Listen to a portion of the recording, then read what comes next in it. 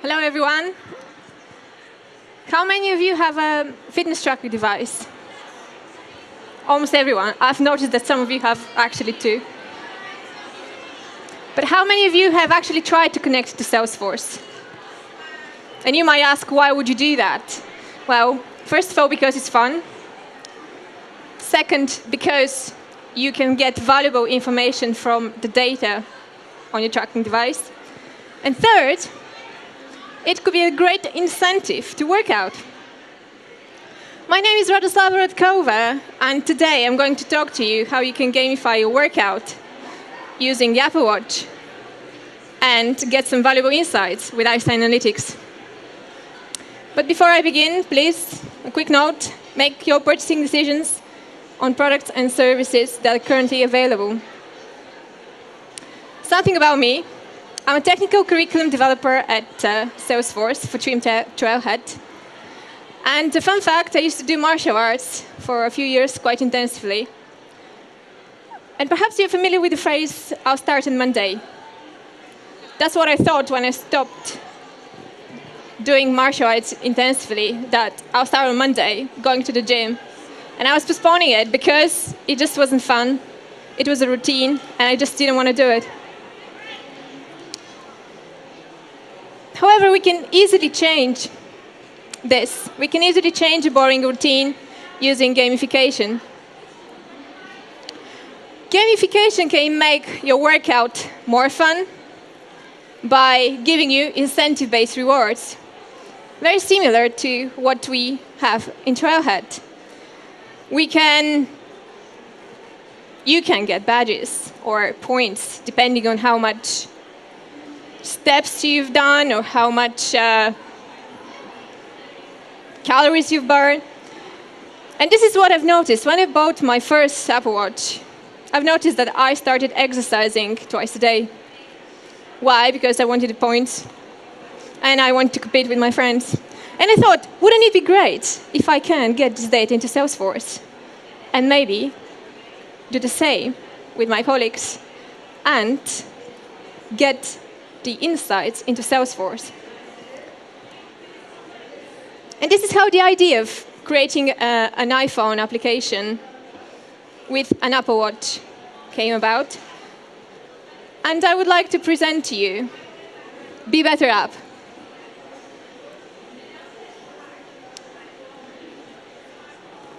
So once the app is installed, the first thing you need to do is to log in with your Salesforce credentials. Then, it might take a bit. So once you logged in with your Salesforce credentials, you would have to give permission to the app to use your health data from HealthKit. And you do that by what I've done, for example, turn all categories on so that the app can monitor my active energy, heart rate, and steps. And what you can see is something like a leaderboard for a specific week, together with all the users in the org, and I'm somewhere there. Active calories burned, steps, and distances. And the same information you can get on your Apple Watch.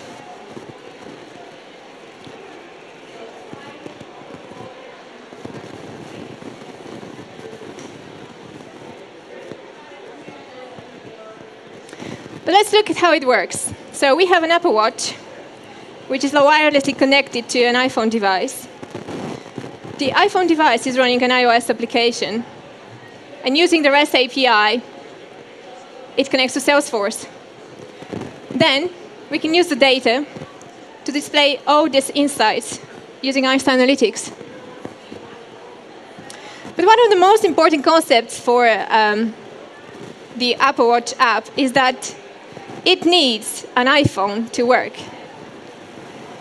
So let's take a closer look at the Apple Watch application and how it communicates to an iPhone device. So this is realized by a Bluetooth connection. WatchKit communicates to UIKit. which is the framework used by most iPhone applications for development. Then the WatchKit extension is connected to WatchKit, which provides most of the classes for the interaction on the Apple Watch. It would have been quite difficult to develop this application without using the Salesforce mobile SDK for iOS. And why it was easy? Because, first of all, the SDK provides fully implemented auth protocol. It also provides wrapper classes and methods for the REST API calls to Salesforce. It is an open source tool, and you can use Objective-C or Swift to develop native applications.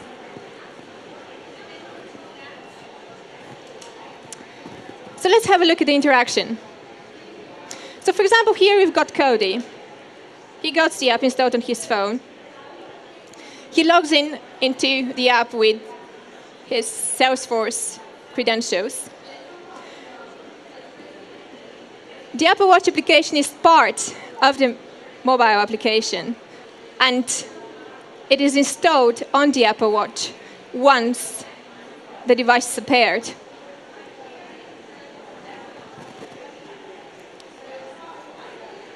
So what happened next? The application is using the user agent flow. So an HTML view is open where the user is able to input their password and username. It's sent to the server. The server then supplies the session ID and a refresh token for future interactions. The way the app connects to Salesforce is by a connected app that I have created within Salesforce. And what happened next? As we saw, the app would request permissions to read WatchKit, HealthKit information. What happens next is this is hourly reported to Salesforce, and the data is sent.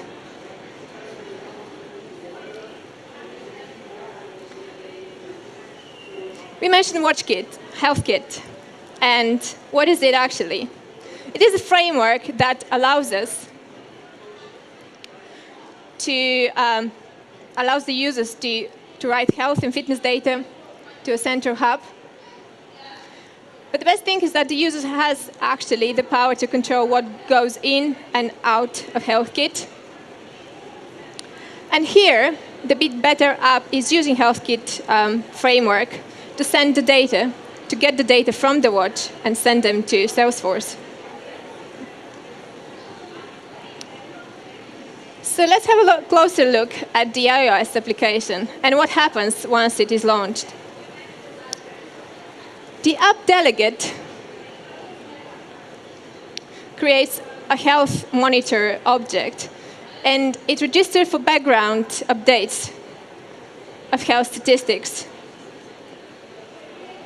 Health Monitor also ensures that permissions were given to read HealthKit data. It also informs the competition service of new data. The competition service, on its side, uploads the data to Salesforce, and it is done hourly. Later on, I will provide the repository with the code so you can have a closer look at the code itself. But now let's have a closer look at the competition service. So what happens here is we have an object in Salesforce, which is a custom object, competition. We have a unique ID, which I have created to use the user ID, the year, and the week number. So in fact, we create only one user record per week. And every time the data is taken from HealthKit, they're updated into that record. And this is how we populate the calendar year, week number, and you see the category soccer field. This is actually all the fields that we want to monitor. For example, heart rate, steps or distance run or walked.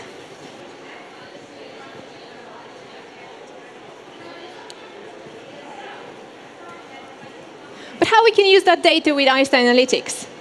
Well, in Salesforce, we have the custom object competition that would store our points for that week, our steps, heart rate, and so on, connected through a lookup with the user object. We can transform this data using a data flow into a data set. And later on, we can use that data set to create the lenses and steps for our dashboard. So let's have a look at the dashboard.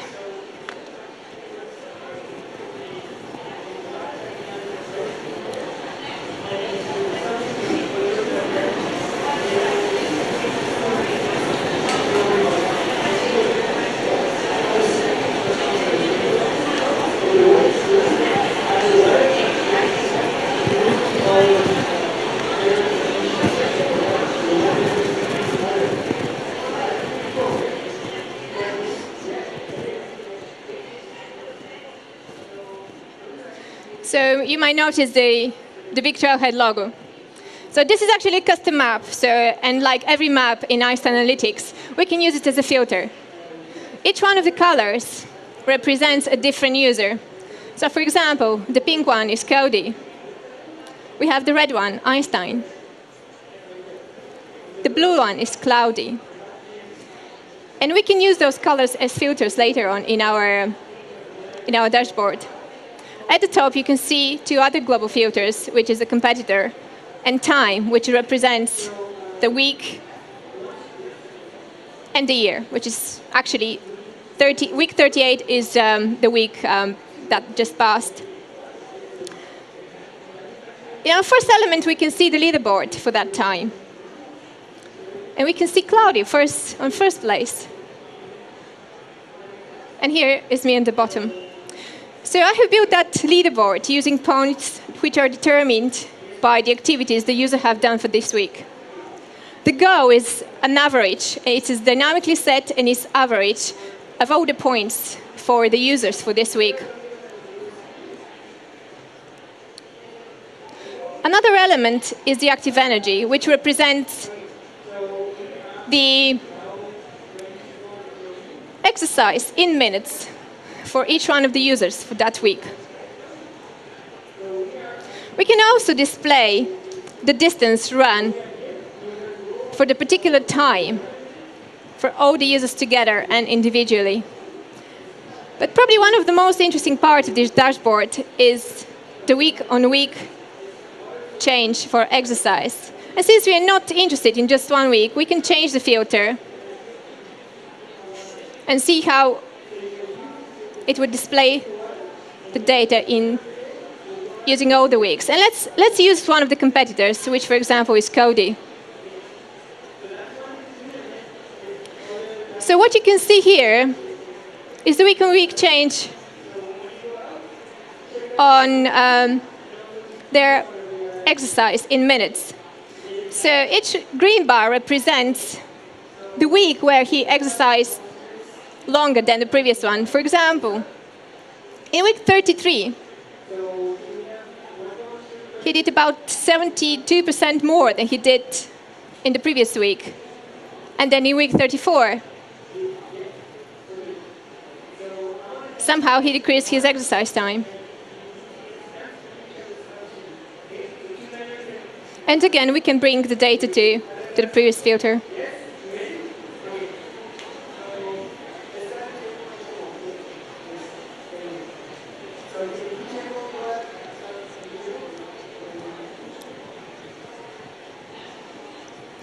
Well, I hope this has been a valuable overview of how we can use the mobile SDK to build native apps and connect to the Salesforce platform. And then visualize these data into Salesforce using Einstein Analytics. And this is just a simple example of how we can we can gamify our workout and bring some fun in our routine. For resources, I have selected a trail that you can follow to learn how to develop mobile apps using the Salesforce mobile SDK. You can find these resources also in my repository, where you would find the code for the Apple Watch app. If you want to know more about Einstein Analytics, please follow Ricky's blog. And I have also provided some resources for GeoJSON files and building custom maps. That was it. Thank you very much, and I welcome any questions.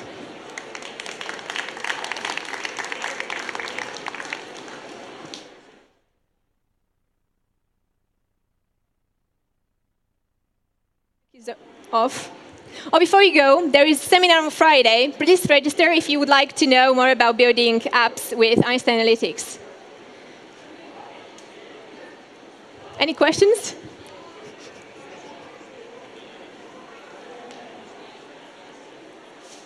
No. Thank you.